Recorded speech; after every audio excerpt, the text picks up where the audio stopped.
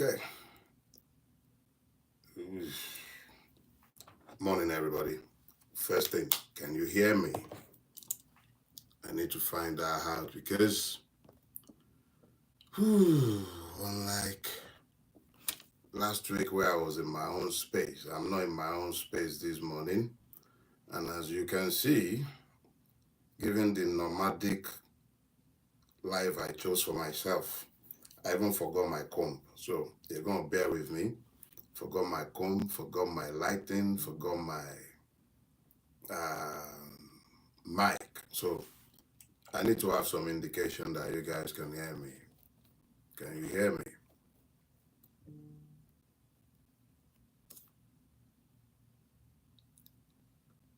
Okay.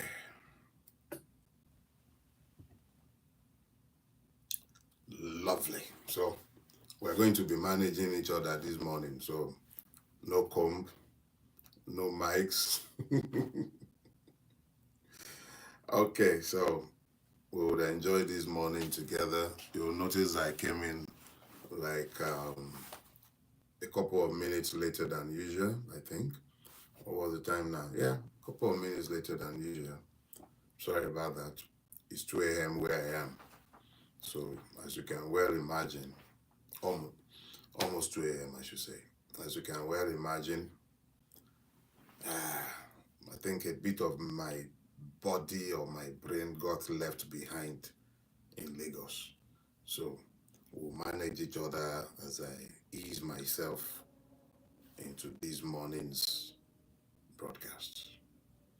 Okay, so remember, I told you all that our thing that we would usually be doing Yabis before the hour, we won't do that for a bit. I apologize that the captioned part, the translated version of the Yoruba portion of last week's broadcast isn't out yet.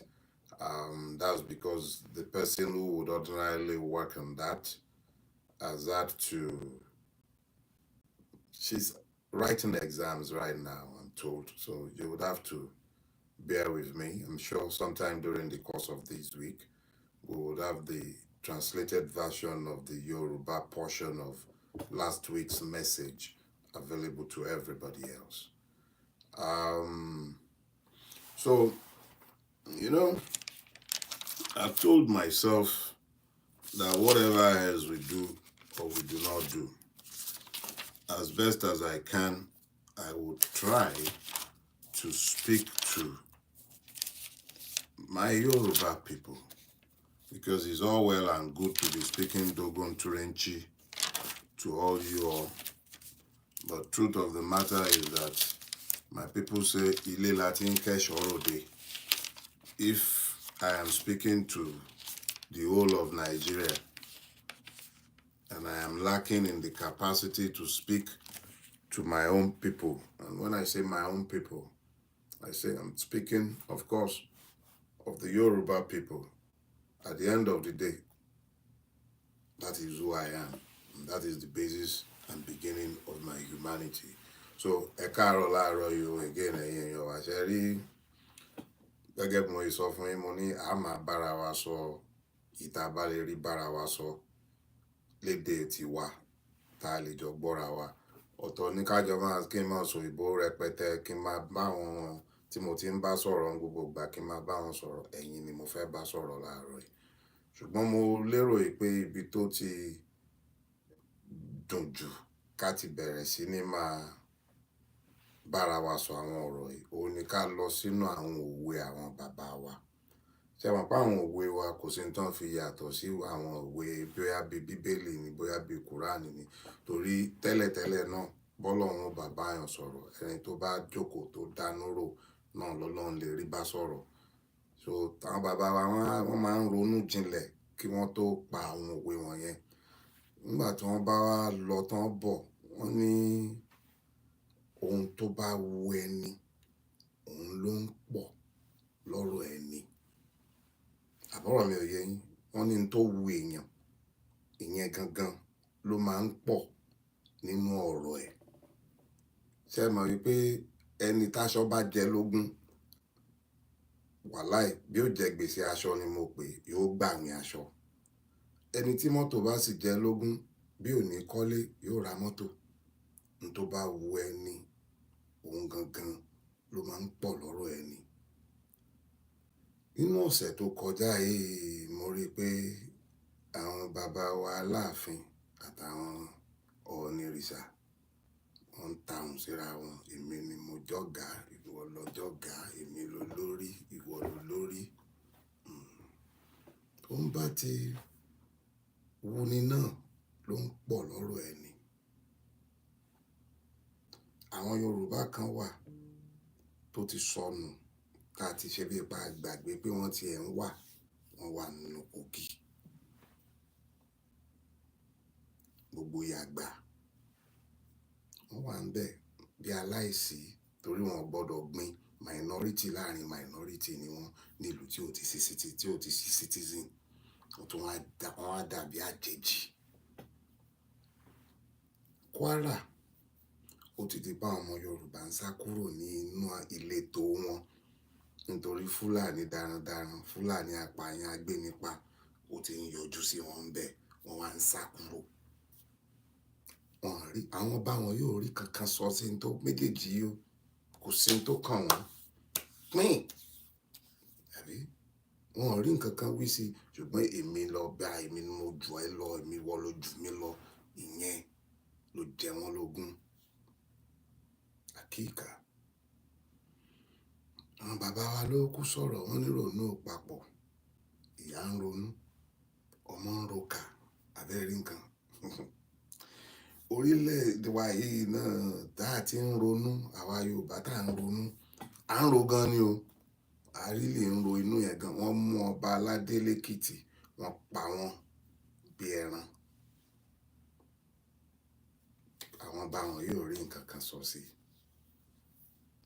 Àwọn èèyàn á ń fẹsẹ̀ gbálẹ̀ káàkiri, ebi ń pa wọ́n kú lọ. Kò sí ní tó kàn wọ́n bá wọn yìí. Ní tèmi kan fẹ́ sọ fún yín bẹ́ẹ̀ ni pé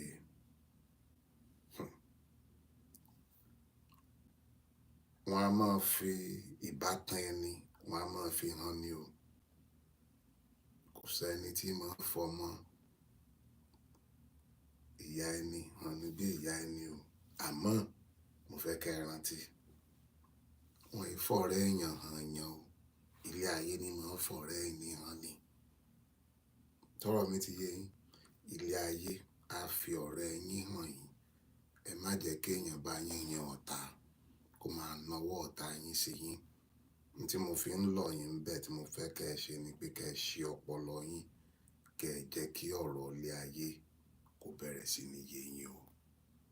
Ẹ la ojú yín o. That was the Yoruba segment. I can see those of you getting agitated about his speaking Yoruba. Let me explain something to you all. Votrons are not going to save Nigeria. If Nigeria is going to be saved, it will be because you went beyond speaking Dogon Turenchi like me and you're about to start speaking now. And then you did yourself the favor of speaking to your drivers, to your cooks, to those who wash your clothes, to those who sell you food, everybody you come into contact with on a day-to-day basis. Understand that without you evangelizing to the point where the people begin to understand the issues, we ain't going nowhere. If, as we all are, trapped in what is akin to the Titanic, I now become intent solely on saving myself from a sinking ship, I'll be lost. I will be lost. A whole lot of our people are not on YouTube. They're on social media, but a whole lot of them have telephones these days. So if I spoke to them in the language of their own thinking and their own thoughts, it becomes easy to help them to connect the issues. So if you have been done speaking this Dogon Turenchi that we all speak to ourselves, take the time. Let the people be enlightened. You carry light in a very dark place. Dark place. Let me show you. and go. See, no light, because we're in a very dark place. And then I came bearing light, and then there is light. The point I'm making to you is that in every scripture that you come about the depiction of knowledge, they depict knowledge as light. If you go, I believe, into the Bible and you spoke, especially in Genesis, it says the world was without form, it was dark. The Spirit of the Lord was brooding over the waters, and then he said, "Let there be light." It was with light, right? Light that knowledge came. So, knowledge, light. So, there is no point in having knowledge that you monopolize. Take the knowledge, if you find any in my rants, share it. Come on, share it freely. Take it up, cut it up, share it. Let the people become aware of the issues. That is the only way you can also be freed. You can't do Voltron. But if the person on the street is connected to the issue in a manner that they can relate to the issues, then it becomes easier to deal with these issues. So let me just say good morning, everybody. As I have explained to the early birds who joined me when I started a little behind schedule. 9:50 is when I usually start. But since I started the Yoruba segment of my broadcast, I did a fair bit of that, and I explained to them that, see, one, I left not packing a lot, traveled light, only my hand luggage, and I completely forgot to pack my comb, and then I forgot to pack my mics. So you might notice a little perhaps something different about the quality of the audio, even my lighting, but we will all manage each other this morning, right? So, I believe we spoke about Nigeria not being,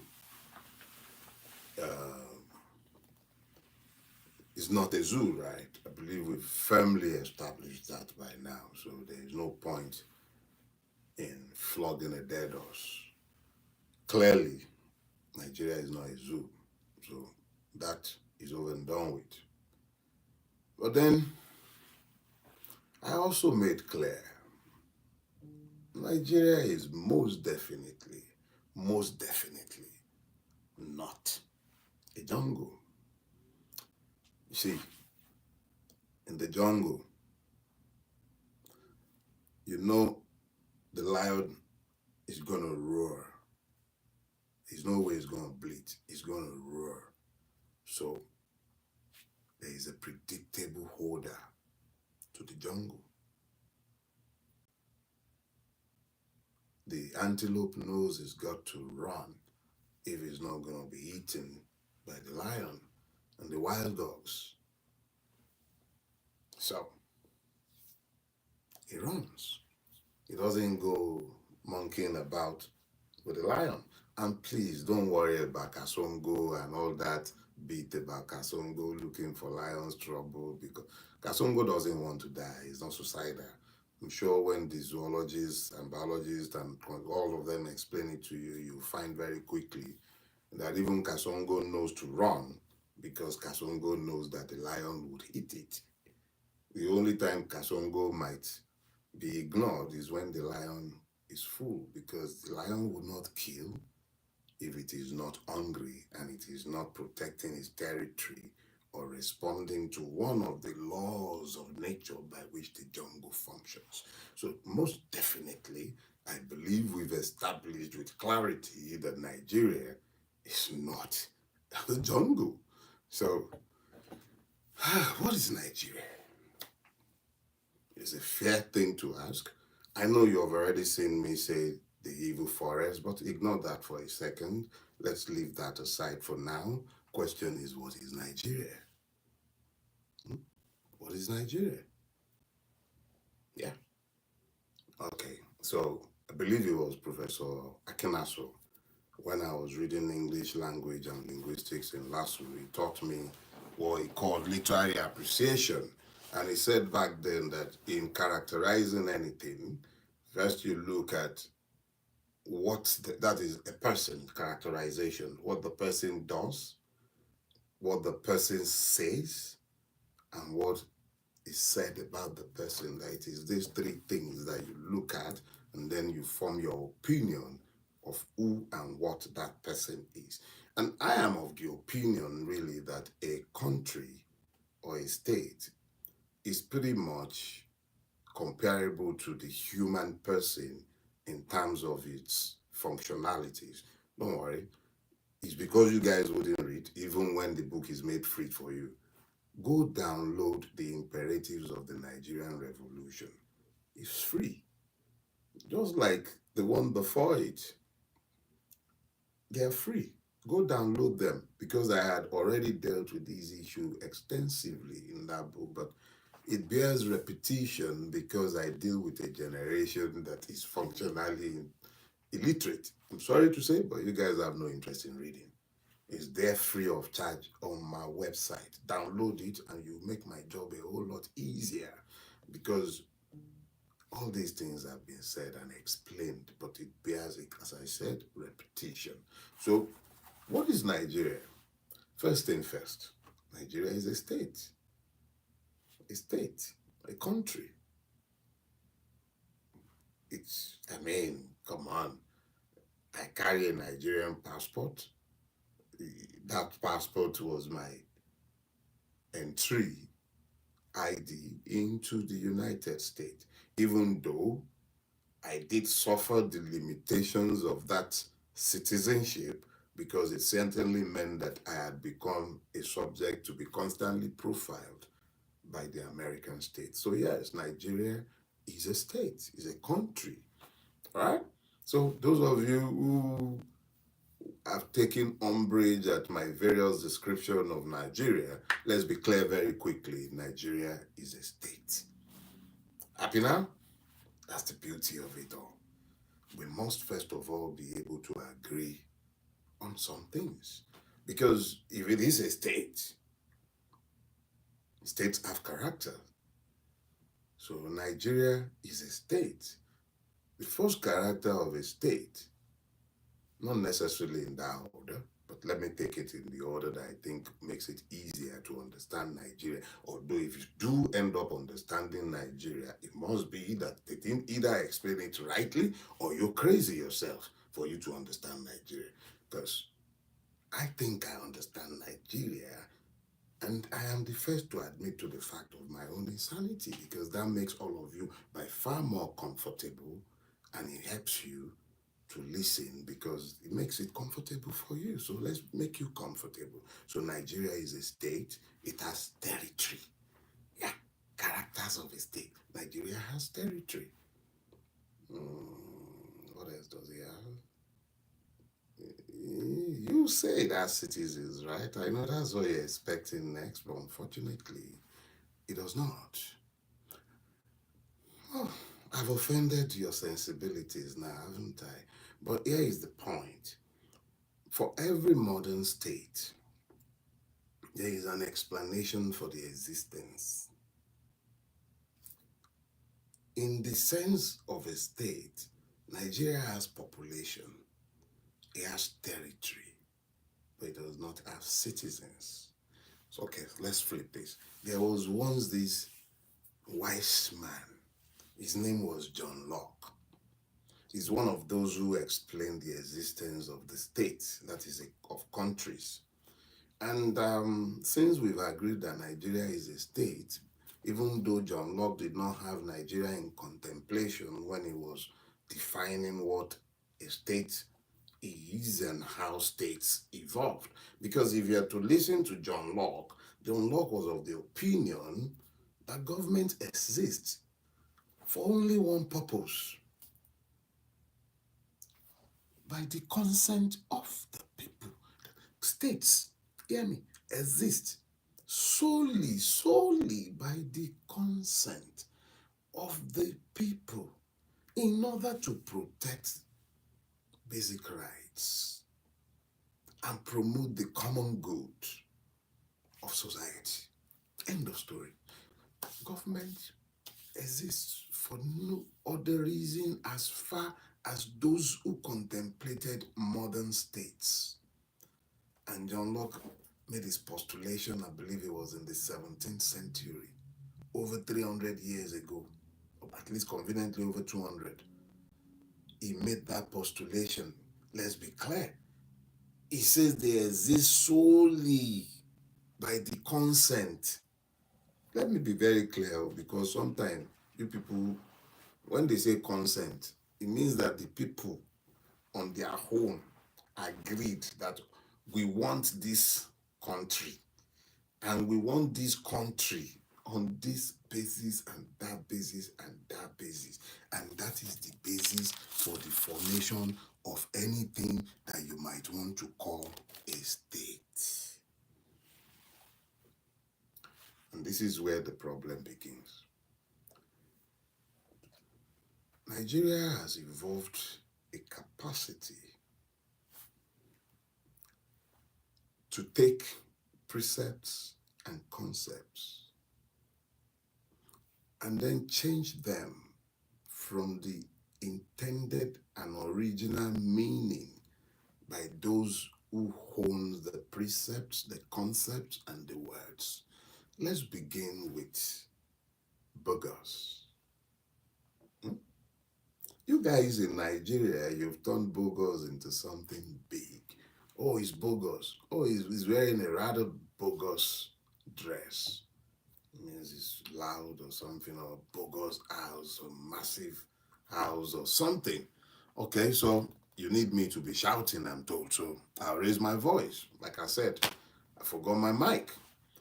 And I really don't want to be screeching. So let me take it a notch higher. So you conveniently in the moment forget the fact that consent means that the people sat somewhere and then agreed. The Jaws, the Biobios, the Yoruba, the Igbo, the Fulani, the Hausa, the Nupe, in our over 200 ethnicities, we gathered somewhere, somehow, and agreed that we want the Nigerian state. And then proceeded to assure that that state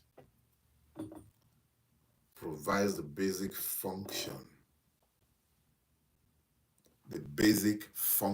of ensuring that the people have decent lives, protected lives. That is what a state does. But because the Nigerian state is not a state found on the consent of its people,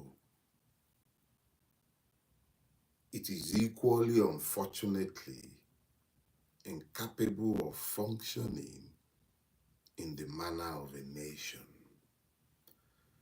So, what has it become? And how did it become what it has become? Yorubas have a proverb. This one I'll translate for all of you.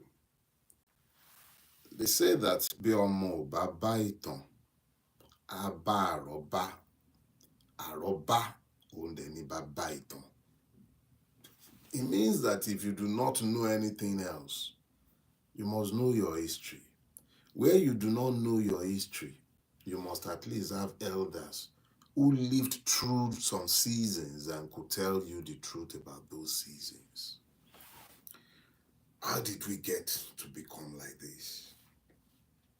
Nigeria is not found on the consent of its victims, because that's what you are. You're not citizens. And I'll come to deal with that as I've dealt with it repeatedly. The British, human, extremely evil, saw a commodity in human beings like every other person in the Western Hemisphere. as with the Arabs, and they traded us as slaves for centuries. I believe about 4 centuries. We were treated as chattel. The Portuguese, the whole of Western Europe, essentially. But before them, the Arabs. But the Arabs merely traded. They had their partners in the Islamic empires that existed in northern Nigeria. And they merely traded. They didn't desire to build empires in Africa. In any case, there were viable empires here that they would have had to surmount in order to have conquered anything called Nigeria today. But their influences were here in Islam, in the trade, the slave trade especially, and the shaping of the middle belt of today's Nigeria. And then, of course, the white men came, and we became stock to be traded like cattle, just another item of trade. And they kept trading. And when it was no longer sustainable to keep trading because it had come to the point where the Industrial Revolution had caught up, the continuation of the slave trade wasn't really, it was easier to simply flip it around and begin to extract material from Africa. And that was the beginning of the country called Nigeria. A company known as the Royal Niger Company came into Nigeria, pretty much like your John Holt, that's today's UHC, by the way. And they held a franchise, a royal lease over southern Nigeria, northern Nigeria, what is today known as Nigeria, were leases issued by some of those kings you hear shouting and fighting for supremacy. Their claim to preeminence is that they were the ones who signed away our freedom. You find them in Yoruba land, you find them among the Igbo, you find them, at least the Fulanis fought until they were defeated and had to hand over what is today northern Nigeria. Even the part that they never conquered became part of British dominion. All these were eventually cobbled together. And then you have the disparate tribes and ethnic nationalities that were coupled together. And by process, labeled Nigeria. Now here's the problem with that.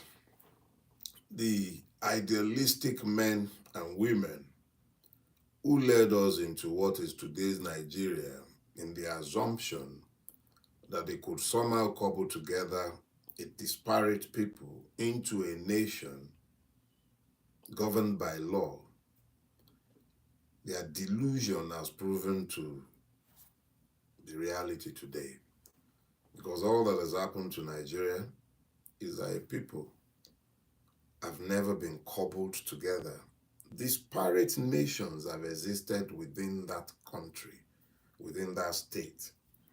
And in the absence of a nation, what has happened is simple. We've all lost every vestige or pretense of citizenship because we've become so hopelessly divided that we've ignored the fact that those who enjoy the privileges of Nigeria do not necessarily come from a single ethnic nationality any longer. What has happened is that we've all been stripped of our nationality, of our rights, of our dignities, and a class system has been fully established in Nigeria, and it has become a place completely ungoverned by law. And I would explain myself. I was reading a piece by a brother named Khalid Yazid, and he wrote about the Savannah Agreement. You might want to Google it when I'm done with you. Savannah, S-A-F-A-N-A, Savannah Agreement. Savannah Agreement actually speaks to a country where everything that should suggest the presence of a state within the definition of a state no longer applies. Nigeria is finished in the real sense of the word finished as a state, strictly so called. And I would explain myself. A few days ago, or maybe a couple of weeks ago, I read this piece in the midst of my lamentations about Nigeria last week. And Khalid Yazid explained about how the chairman of Safana local government, this is in Katsina, that's Sani Safana, led the Yerima Katsina, the Akimi Katsina, into Gemi Forest. They went to have a meeting with a man known as Kachala Ruga. Note that word, Ruga. The guy's name is Kachala Ruga, the leader of the Fulani militia that had been terrorizing the entire local government. I was sure that people of Safana could not go to their farms. These bandits had murdered women, children, fathers, the old, the young, ransomed the people multiple times to impoverishment, made it impossible for them to go to their farms. But the chairman of the local government went with traditional rulers from the emir of Katsina to go and seek peace with these bandits. They went to tell them, don't worry, you would have access to all government amenities and everything, but we are begging you, please allow people to be able to go back to their farms. The government went to negotiate. The traditional rulers followed them. That is happening in the state of Nigeria.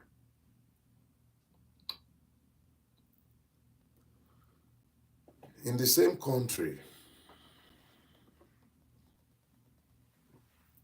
yesterday's warlords in the creeks are today's government security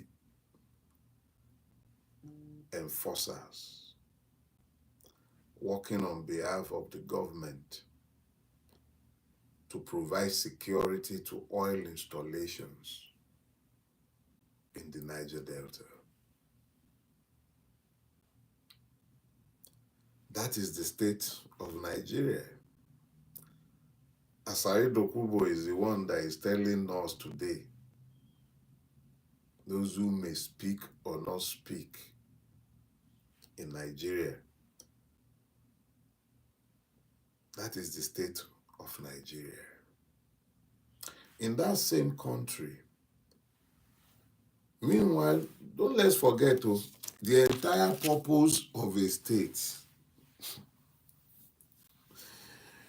is to protect the basic rights and promote the common good of society. That is the totality of the purpose of a state. And a state exists only by the consent of its people. And we're talking about the state of Nigeria and its doings. Because what he has done,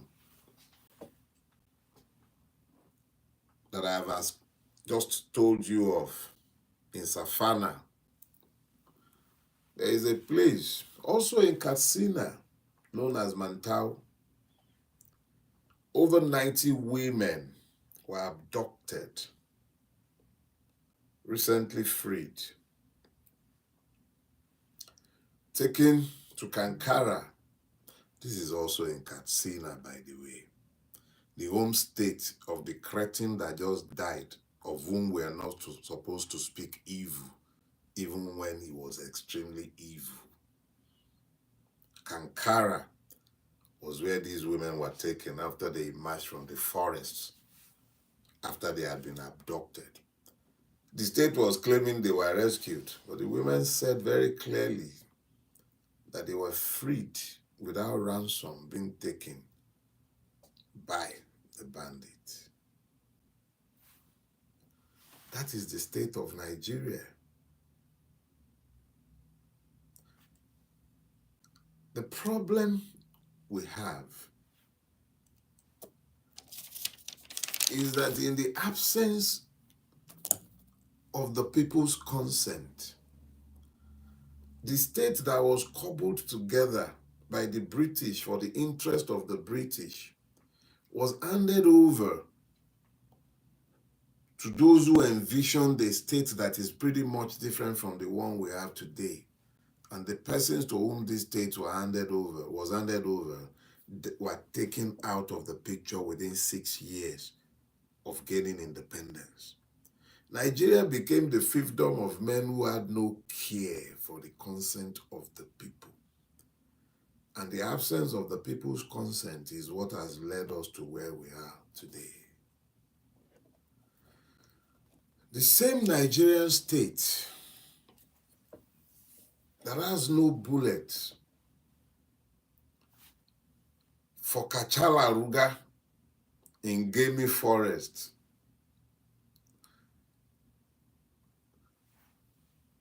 to whom Sani Safana Akimi Katsina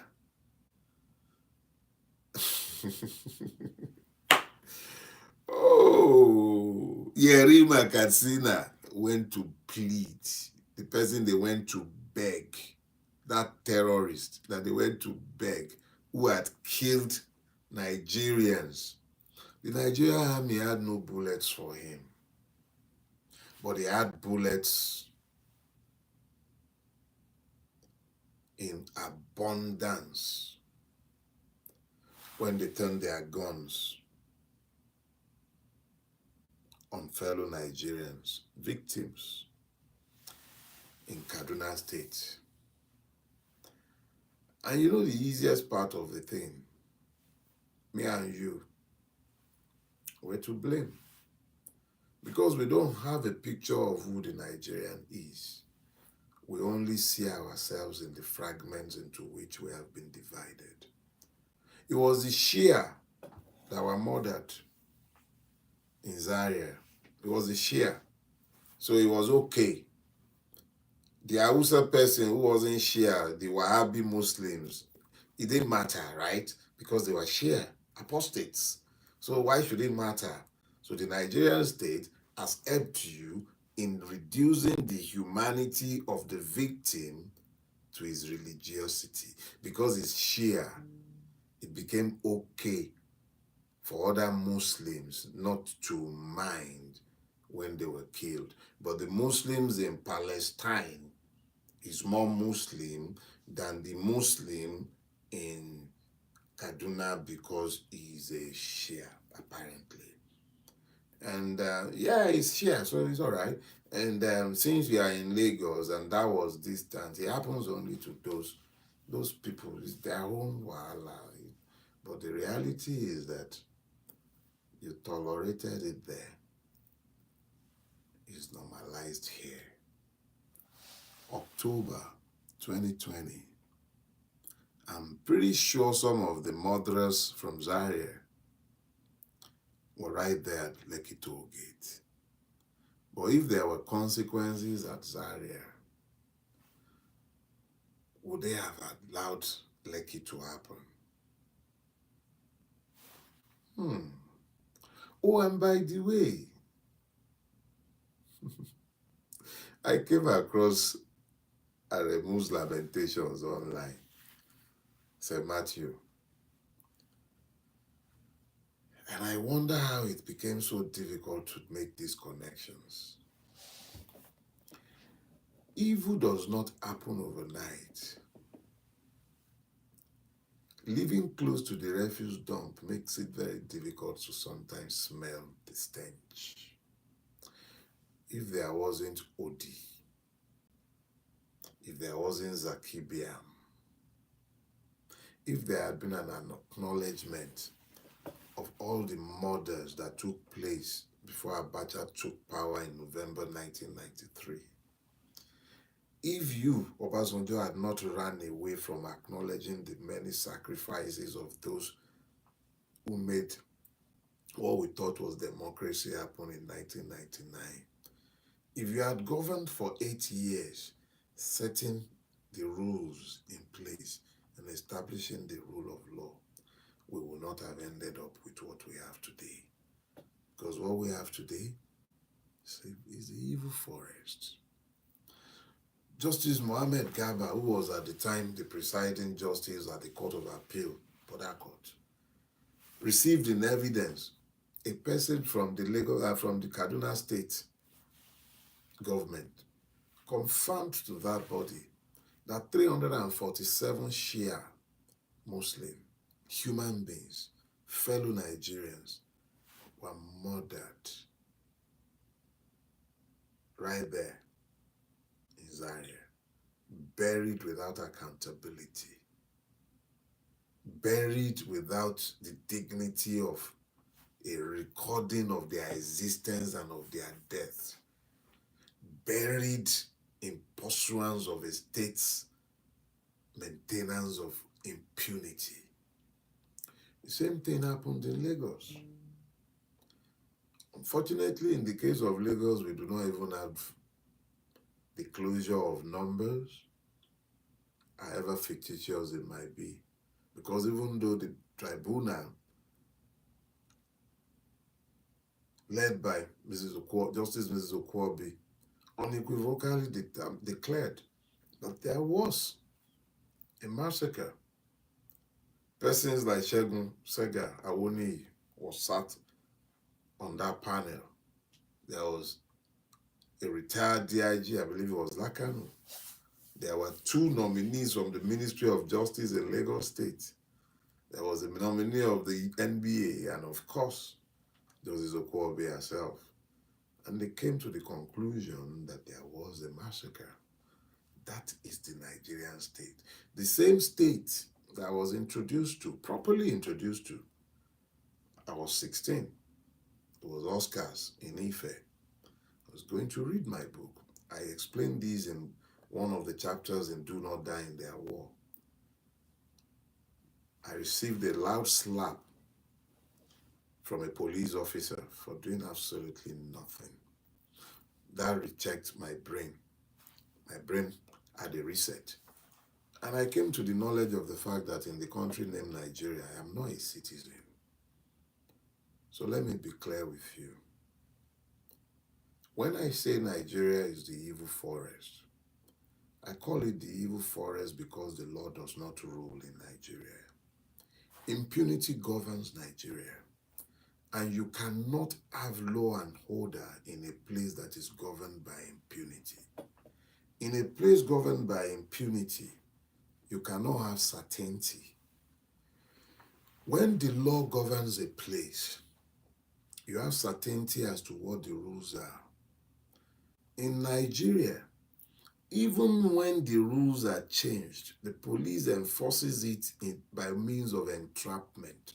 Let me show you. If you reside in Lagos and you've ever been around the Oniru part, the road that goes to the old shop, the first of the ShopRite Mall, the Palms, you will recall a time, perhaps this was about 4 years or thereabout, 4 or 5 years ago, couldn't have been more than 3 or 4 years ago, they changed the markings on the road to make some part of it one-way streets. They redirected the traffic to what it is today. For a long time, the police and LASMA will stay in hiding, waiting for you to contravene the new law so that you might be caught and then have yourself extorted from. The first ingredient of law is that it must be known and it must be certain. But that also presumes that the law that you know and that is certain would also be enforced fairly, equally, scrupulously, and that that law will be applied without fear or favor. None of these are present in today's Nigeria.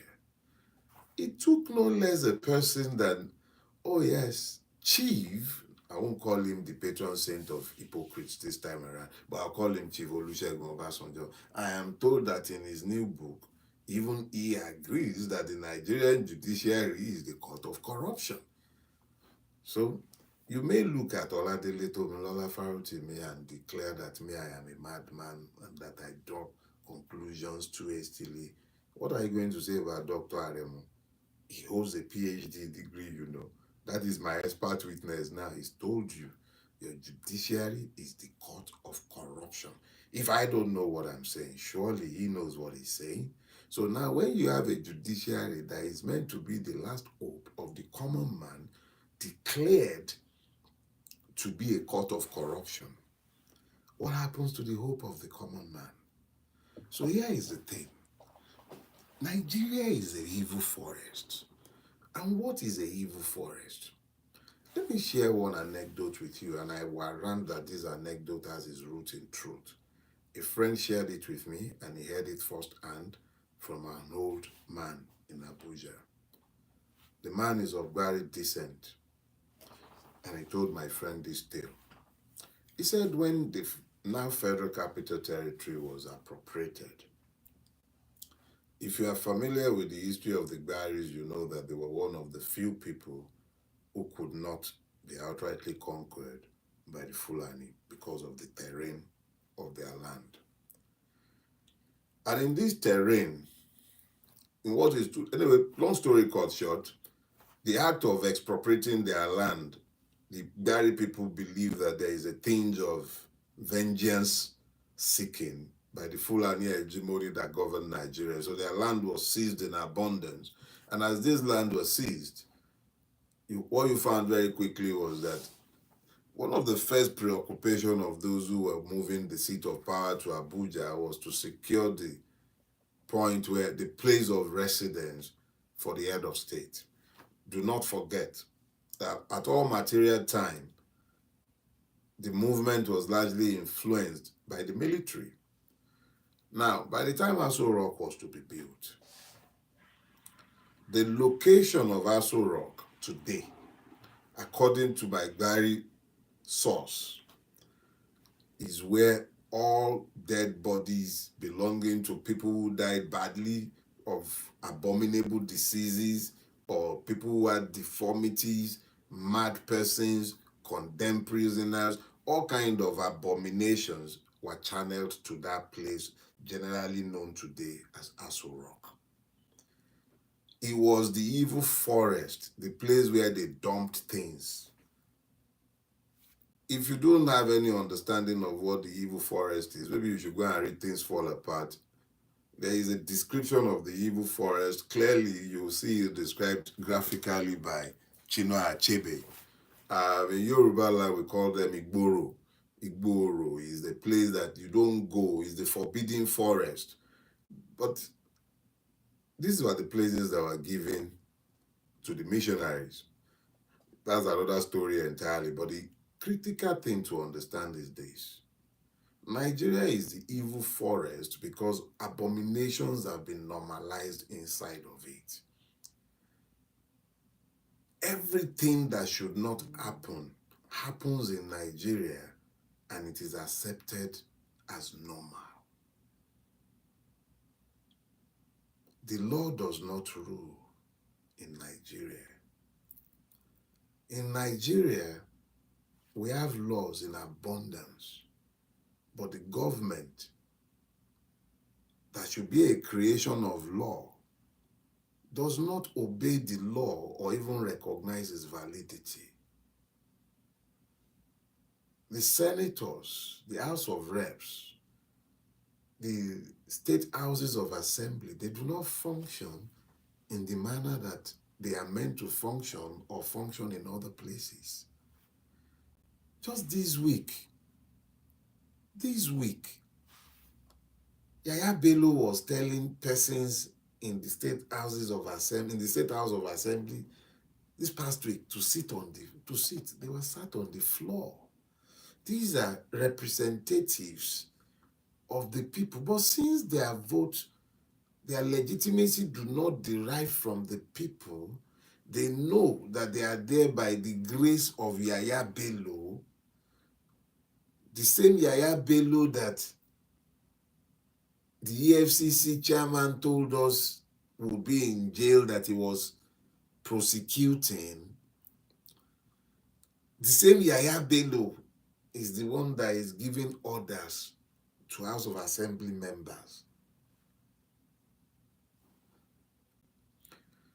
But why should that be a surprise when in the National Assembly, in the place of the national anthem, which they can turn overnight and change within 72 hours, because the president that is unelected by us without our consent wants a new national anthem, and it got changed. And then in the same place they are singing on his mandate, a mandate that is non-existent. And all of us, we are just walking around in what appears to be a catatonic state, unaware of the fact that life is moving on and the whole world is looking at us, and we've become the comedy channel for everybody. That is the Nigerian state. A place where you see the kind of absurdities like you saw in the aviation sector. A country where the state is negotiating with terrorists. But somebody like Nnamdi Kanu is in prison, and IPOB is a terrorist organization, but Kachala Ruga is free. Make it make sense, and then tell me that Nigeria is a jungle. How? This is the evil forest. This is simply the evil forest. What should not happen, happens here. Those who should speak to the truth of the evil that they see are the ones who are usually busy explaining and normalizing it. And all this is possible only because we have allowed it. Government exists solely by the consent of the people.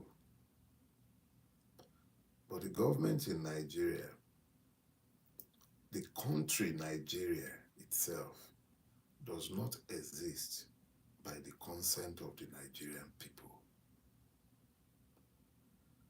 But the reason why this has endured is because those who are the victims have failed to recognize the commonalities of their afflictions, but have instead focused on what the beneficiaries have elected for them to focus on. A lot of you are sat in churches this morning as I speak. A lot. And the pastors start behind the pulpit who benefit from this evil would ask you to pray for your oppressors. They would ask you to fast for your oppressors. They would ask you to fight, pray in the spirit, fast and curse and cast and bind Satan, when they themselves are actually the Satan that you need to be cursing. On Friday, in your multitudes, You went to your mosques on the prayer grounds. And of course, everything is fine since it's Muslim that are in occupation of power. As if that has changed your reality. As if it has decreased the price at which you buy your food and fuel. As if your being Muslim has meant that a separate school exists for your children who are unable to attend quality schools. So it's okay to kill them because they are Shia. It's okay to kill them because they are Igbos. It's all right. It doesn't matter too much. It's all those Benue people, Middle Belt people now, Lamberibe. What does it matter? The reality is that the diminishment of any life in Nigeria diminishes each and every one of us. If we're going to be saved, it will be because we realize that we cannot escape one by one. We're going to have to escape as a collective. Yorubas have a proverb. The inability to find common purpose condemns the children of snakes. If the viper would move in tandem with the mamba and they work in a cooperative, men will not find it so easy to kill the descendants of snakes. Look at what we've done to ourselves. Where the poor Yoruba man should see his poor Igbo brother, he sees Nyamini. Where the Igbo man should see his poor Yoruba brother, he sees Ofe Manu Manu. We found reasons by which to divide ourselves, distract ourselves, ignore the fact that time is going and that we are merely creatures in time. It is okay to lament, and that's fine. And I've done a fair bit of that this morning, but that is not my purpose. My purpose is to awaken you. That is my purpose. I need to awaken you to the reality of your existence as a creature in time. Will pass like everything else. We are here for a season, and this might very well be the last chance saloon for our children if we found our purposes as a collective. If we do not birth a Nigerian state, you can't even have your desired homelands, because it is in a state that you become citizens.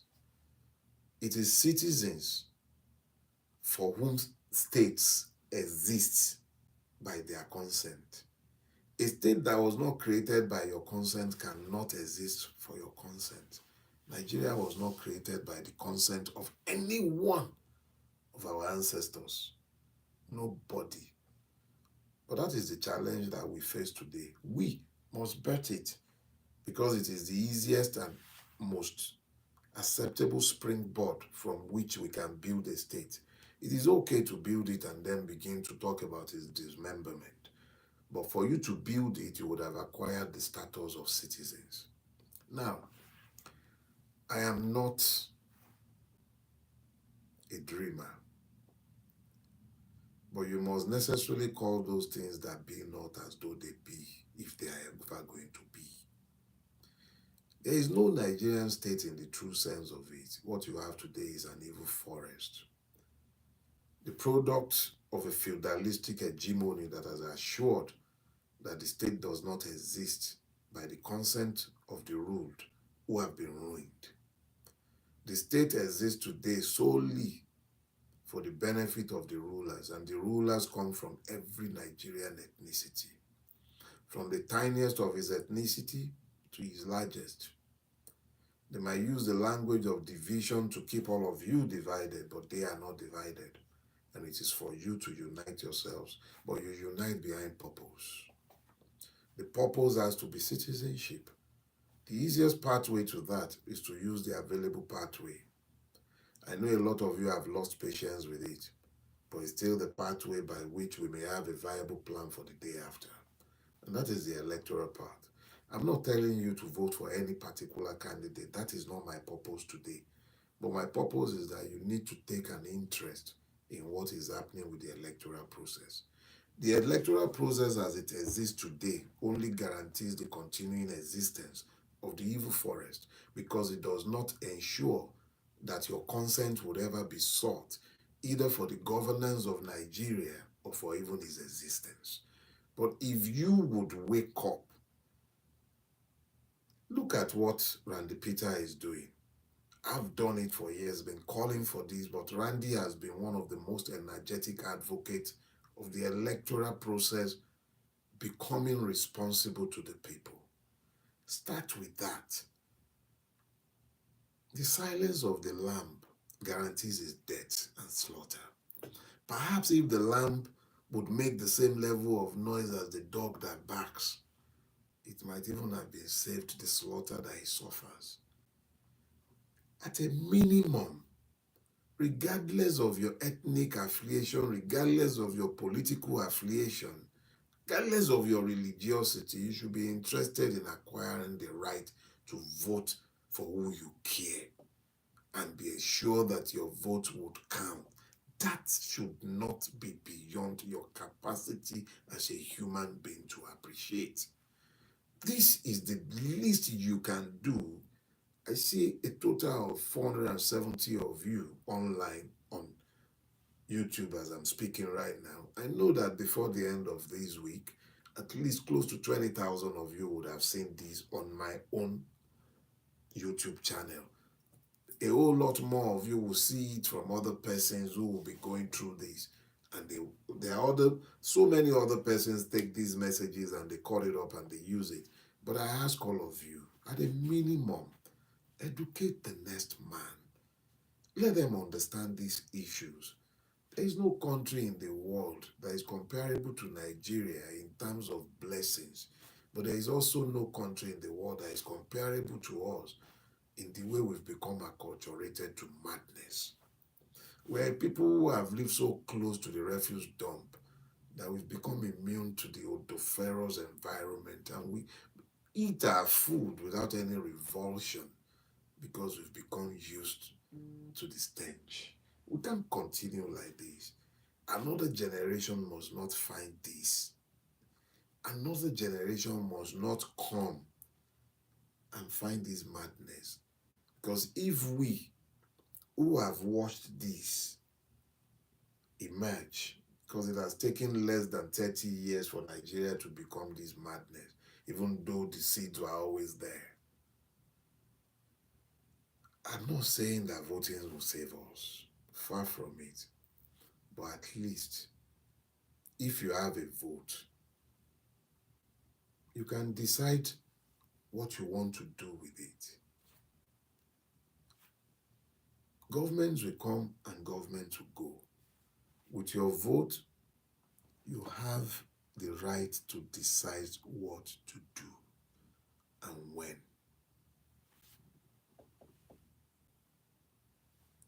Again, I will end by saying,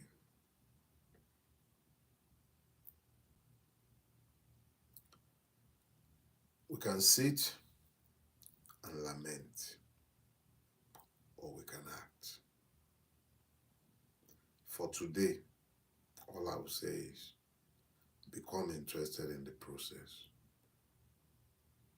Demand the right to vote in a process that is transparent and fair.